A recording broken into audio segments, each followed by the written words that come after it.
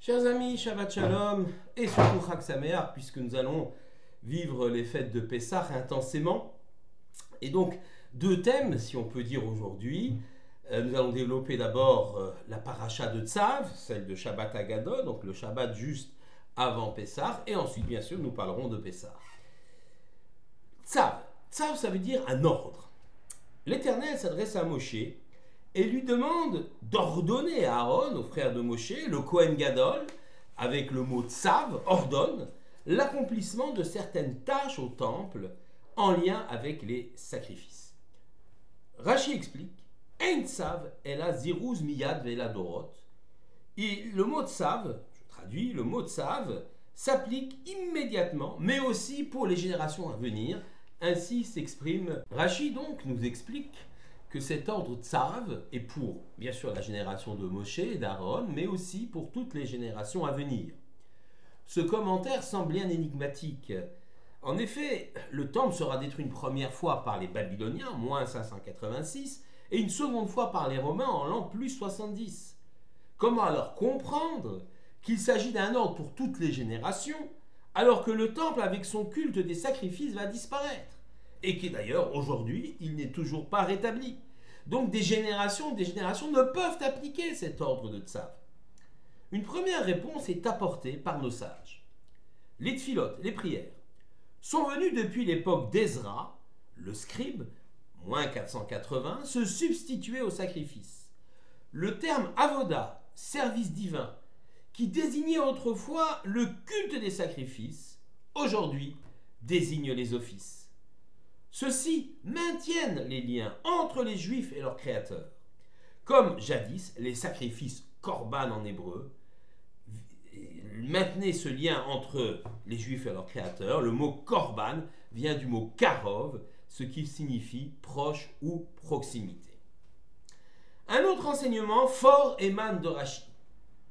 Le traité de Gemara de Kiddushin, 30a, nous dit Gadol metzuve ve'ose Mimi chez Eino Metsuve Veose.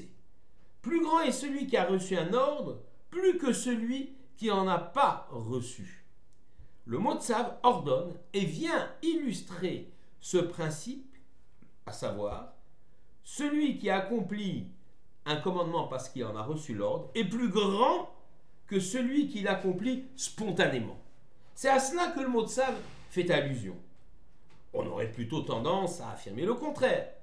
Celui qui accomplit un acte spontanément obéit à sa volonté, à son cœur, et donc digne d'éloge.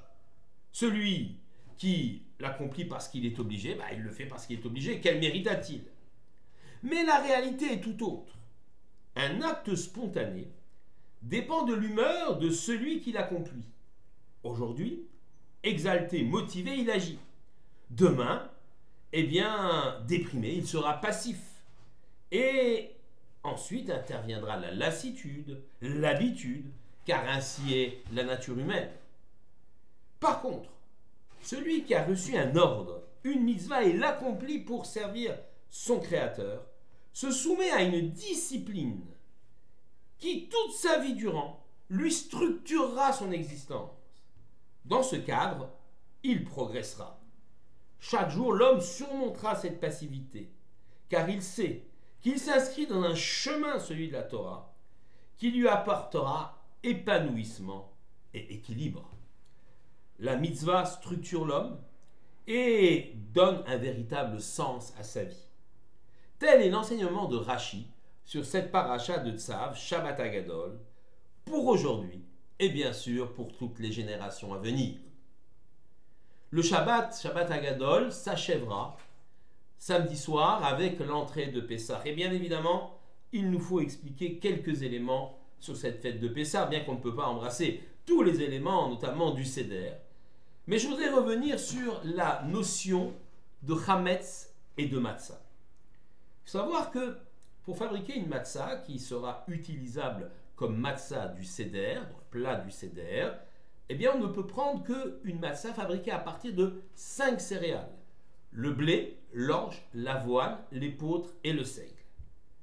Si on fabrique une matzah avec d'autres végétaux, par exemple une matzah de maïs, on ne sera pas quitte de la mitzvah du Seder.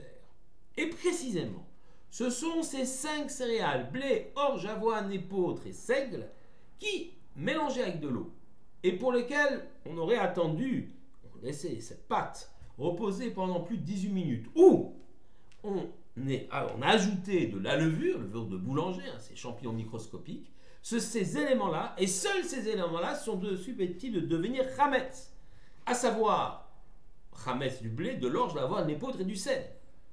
Si je fais un mélange de farine de maïs ou de farine de riz d'ailleurs avec de l'eau, eh bien même si cela fermente, ce n'est pas considéré comme chametz et pas interdit par la Torah, même si les Ashkenazim ont pris l'habitude de ne pas manger de maïs ou de riz, ce qu'on appelle la loi d'Ikitniot, mais il n'y a pas d'interdit formel de chametz sur ces autres éléments-là.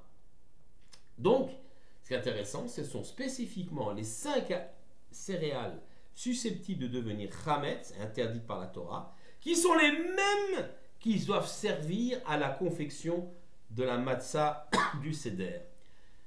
Si on a un autre céréale, il ne deviendra pas chametz, et donc il est permis à Pessah, sauf pour ceux qui ont la coutume de ne pas le manger, mais il ne peut pas servir pour fabriquer la matzah du Seder. On comprend donc que finalement, entre chametz et matzah, il y a très peu, quelques minutes, un gonflement peut basculer d'un côté ou de l'autre.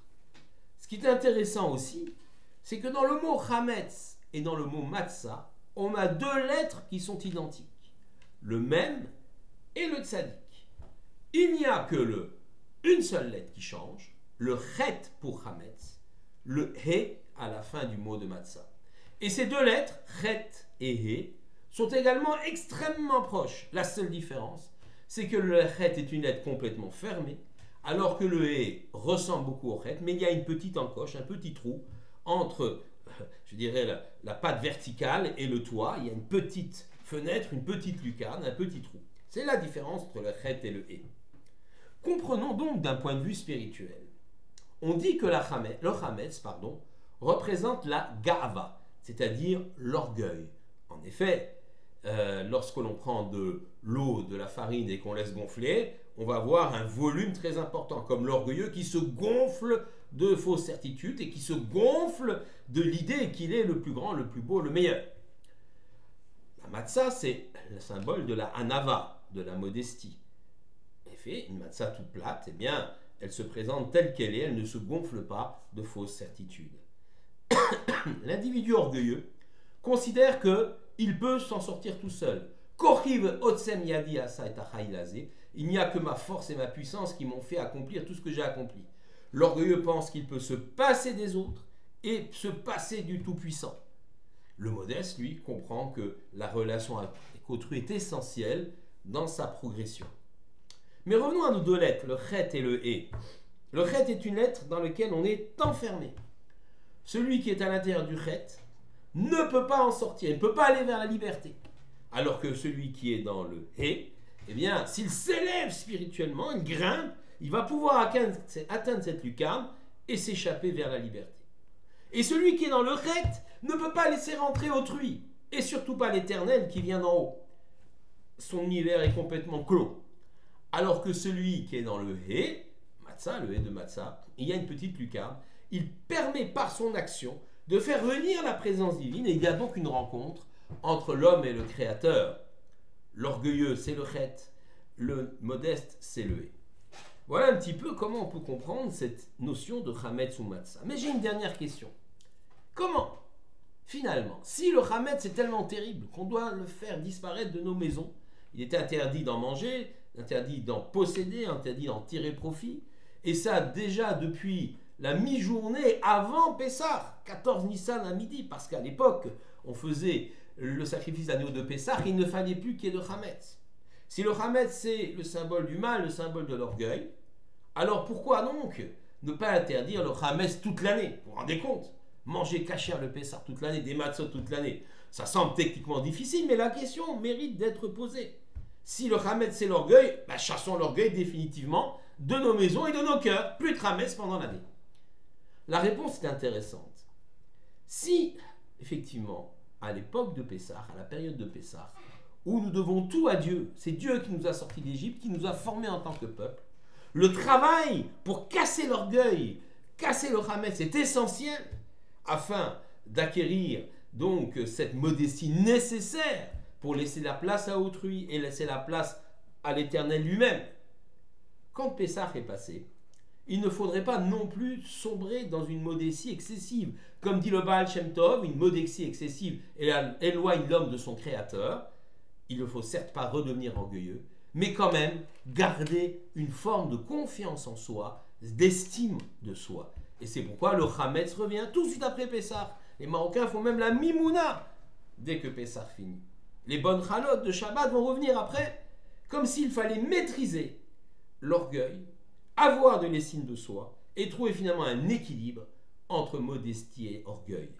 Pessah est donc le début d'un processus de travail sur soi-même visant à briser l'orgueil, mais par la suite, durant la période de l'Omer jusqu'au don de la loi à Shavuot, on retrouve le Hametz afin de se confronter à notre propre personnalité, avoir de l'estime de soi sans tomber dans l'orgueil et toujours faire de la place à autrui dans le peuple juif et à l'Éternel qui définitivement nous soutiendra dans toutes nos actions. Ein od milvado, il n'y a personne d'autre que lui-même. Shabbat Shalom, Pessah, Kasher, Vesameach.